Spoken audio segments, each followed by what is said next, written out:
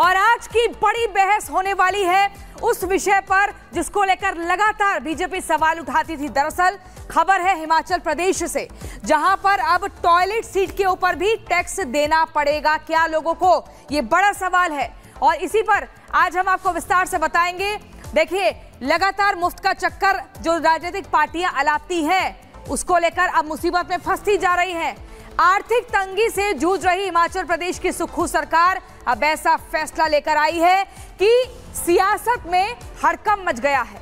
सुक्खू सरकार ने राजस्व बढ़ाने के लिए टॉयलेट सीट पर टैक्स लगा दिया है। जी हां, टॉयलेट सीट जितनी होगी घर में उतना टैक्स देना होगा।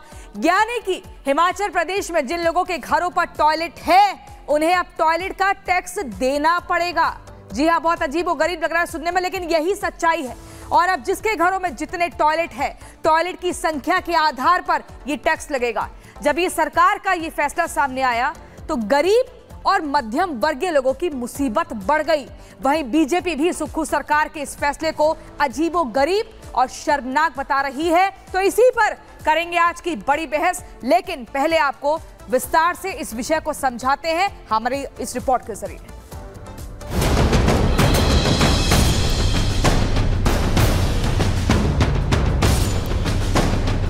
हिमाचल प्रदेश में साल 2022 में जब विधानसभा चुनाव हुए थे तो कांग्रेस पार्टी ने वादों की छड़ी लगा दी थी। कांग्रेस ने चुनाव जीतने के लिए जनता से वादा किया था कि जैसे ही उनकी सरकार बनी पहली कैबिनेट में ही 1 लाख युवाओं को रोजगार दिया जाएगा। कांग्रेस ने अपने घोषणा पत्र में महिलाओं को हर महीने 1500 रुपए देने का वादा किया था, 300 यूनिट मुफ्त बिजली देने का ऐलान किया था और 2 रुपए प्रति किलो गोबर खरीद की गारंटी दी थी। तब बीजेपी ये आरोप लगा रही थी कि कांग्रेस जो रेवड़ी बांट रही है उससे राज्य की तिजोरी पर बड़ा असर पड़ेगा और आने वाले दिनों में इसके बुरे परिणाम देखने को मिलेंगे। और आज वही देखने को मिल रहा है। हिमाचल प्रदेश के हालात इतने खराब हैं कि सुक्खू सरकार अब टॉयलेट सीट पर भी टैक्स वसूलने जा रही है। सरकार के नए फैसले के मुताबिक शहरी क्षेत्रों में रहने वाले लोगों को अपने घर में बने टॉयलेट की हर एक सीट के लिए 25 रुपए प्रति सीट के हिसाब से टैक्स देना होगा। ये टैक्स बिजली और पानी बिल की तरह ही हर महीने वसूला जाएगा। अधिसूचना में कहा गया है कि सीवरेज बिल पानी के बिल का 30% होगा। लेकिन सुक्खू सरकार का जैसे ही ये फैसला सामने आया, बीजेपी ने मोर्चा खोल दिया। केंद्रीय वित्त मंत्री निर्मला सीतारमण ने हिमाचल सरकार के इस फैसले को बेहद शर्मनाक बताया। वहीं बीजेपी ने इस फैसले को लेकर कांग्रेस पार्टी और सुक्खू सरकार को घेर लिया।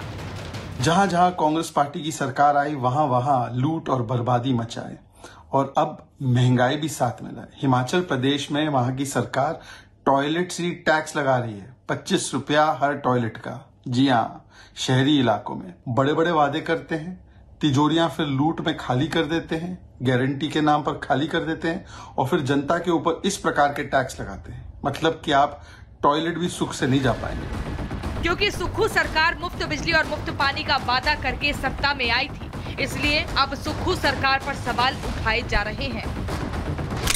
सवाल है कि राज्य की तिजोरी को भरने के लिए सरकार आम लोगों पर टैक्स के नाम पर अतिरिक्त बोझ क्यों डाल रही है। जब सरकार के पास पर्याप्त राजस्व नहीं था तो सरकार ने ऐसे फैसले क्यों लागू किए जिससे राजस्व पर बोझ पड़ा।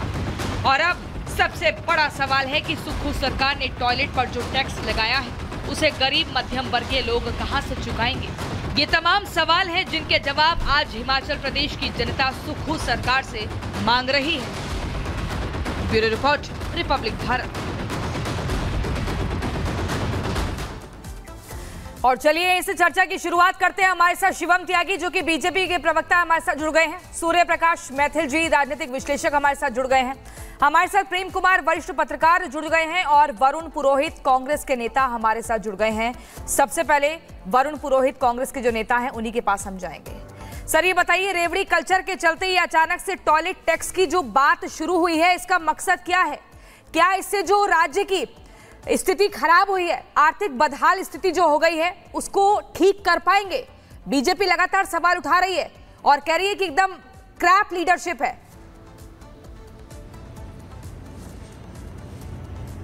प्रियंका जी, आप सवाल उठाओ, मीडिया सवाल उठाए तो समझ में आता है। जो सरकार 2-2 करोड़ रोजगार देना चाह रही थी, उसके बाद कहती चाय पकौड़े तलो, नाले से गैस बनाओ, थाली कटोरे बजाओ, वो सरकार पर वो नेता लोग प्रश्न उठाएं तो अजीबोगरीब बात है। देखिए, फाइनेंशियल मैनेजमेंट एक बहुत बड़ा इश्यू है और आपके पास समय आज कम है, कभी भी आप ज्यादा समय दोगे तो I will discuss for that.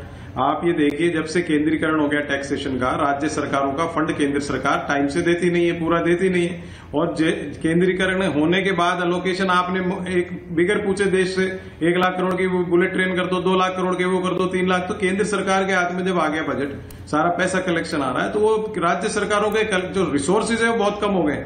आप अभी बीजेपी की सरकार राजस्थान में आए, साल भर ही नहीं हुआ, आप बिजली के बिल देखिए कितने करंट लगा दिए बार बार बढ़ा बढ़ा करके, तो उस पर कोई सवाल नहीं करेंगे। लेकिन रेवड़ी कल्चर की जो बात कह रहे हो आप, फ्री बीज का जो एक पॉलिटिकल फैशन देश में शुरू हो गया, उसका मैं कभी भी समर्थक नहीं रहा। लेकिन सोशल वेलफेयर, सोशल एक कॉन्सेप्ट होता है सोशल सिक्योरिटी का, जैसे मनरेगा लाए, मनरेगा से अनऑर्गेनाइज सेक्टर दुनिया का सबसे बड़ा योजना लाई गई, उसमें उसको सोशल सिक्योरिटी प्रदान की गई। तो वेलफेयर के लिए सरकारें बनती है, कोई व्यापार करने के लिए नहीं बनती कि भाई आप देखिए, इसमें कोई वेलफेयर किसी का नहीं हो रहा है, इसमें सिर्फ वेलफेयर होता है वोटों के नाम का। आपका वोट बैंक तैयार हो जाता है और वही किया कांग्रेस ने भी, जो लगातार दूसरी पार्टियों पर सवाल उठाती थी, आज टॉयलेट की सीट पर टैक्स लगाकर अपने राज्य की स्थिति को सुधारने पर आ गई है।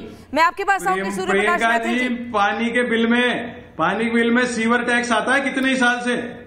पानी के बिल में कितना सीवर टैक्स आता है? मेरे ही आता है सब जगह। बिजली के बिलों में कितने प्रकार के सेस लगाते हैं? दुनिया भर के वादे किए थे ना राज्य में, इस पे कोई प्रश्न नहीं। महिलाओं को कहा था 1500 रुपए, हिमाचल की सुप्रीम सरकार ने कहा था कि हम अगर सरकार में आएंगे 1500 रुपए महिलाओं को देंगे हर महीने।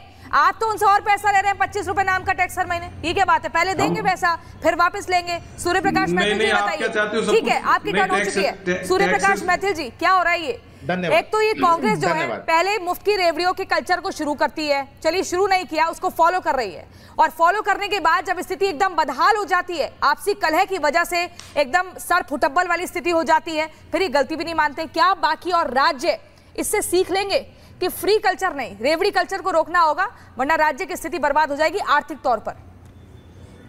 धन्यवाद। पहले तो आपको और पूरे देश को भारत माता की जय, वंदे मातरम। और आज हिमाचल प्रदेश की जनता कह रही है कि सोचते थे कि हम कितने मासूम थे ये, और क्या से क्या हो गए देखते देखते।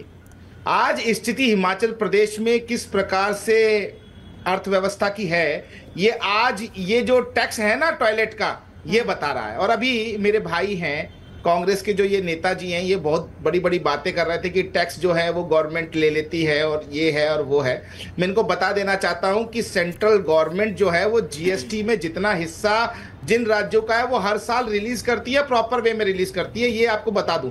दूसरी चीज, आखिर क्या कारण है प्रियंका जी कि केवल कांग्रेस के राज्यों में ही दिवालिया वाली स्थिति है? आप कर्नाटक में देख लीजिए, इन्होंने जो जो अपनी गारंटियां दी थी उन गारंटियों को पूरा करना तो दूर, साथ में और जो सुविधाएं चल रही थी जनता की उनको भी इन्होंने बंद किया। इनके उप मुख्यमंत्री आके बोलते हमारा पैसा नहीं है। आप हिमाचल प्रदेश सामने है, सबके सामने कि आज हिमाचल प्रदेश की स्थिति क्या है। पहली बार इतिहास में ऐसा हुआ है कि सरकारी जो अधिकारी हैं उनकी सरकारी एम्प्लॉयज की सैलरी भी इन्होंने रोक ली है, क्योंकि उनके पास पैसा नहीं है। 1 रैंक 1 पेंशन, बिल्कुल सैलरी रोकी थी। और उसके बाद ये लग रहा था कि कहा था सुक्खू सरकार की तरफ से, तमाम विधायकों ने, खुद सुक्खू ने आके कहा था कि हम अब सैलरी नहीं लेंगे 2-3 महीनों तक, ताकि स्थिति को बेहतर किया जा सके। लेकिन उसके बाद घर में कितने टॉयलेट्स की संख्या, इस पर टैक्स लिया जाएगा, जो बीजेपी बार बार कह रही है, ये शायद ही किसी ने सोचा होगा। लेकिन शिवम त्यागी जी, मैं आपके पास आऊंगी।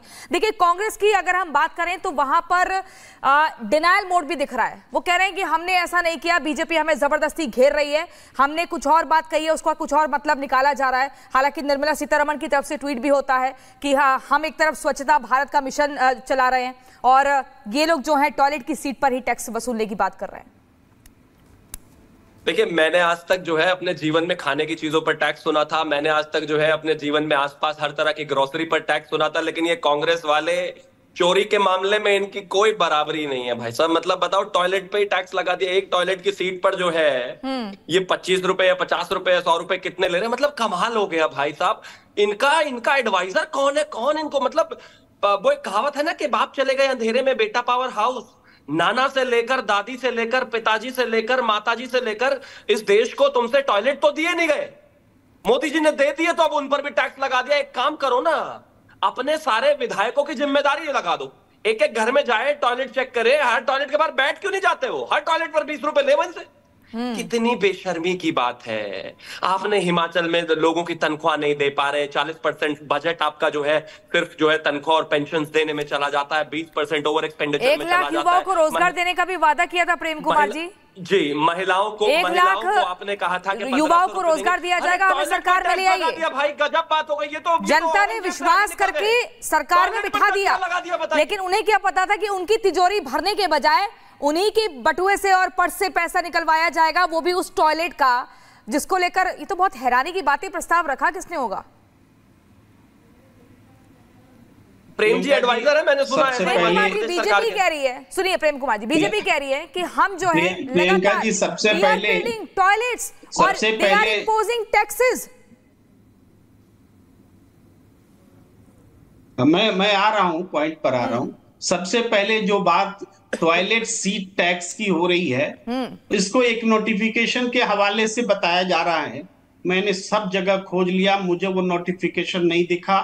हिमाचल प्रदेश के मुख्यमंत्री सुक्खू ने सीधे इनकार किया कि ऐसा कोई टैक्स नहीं लगाया गया है।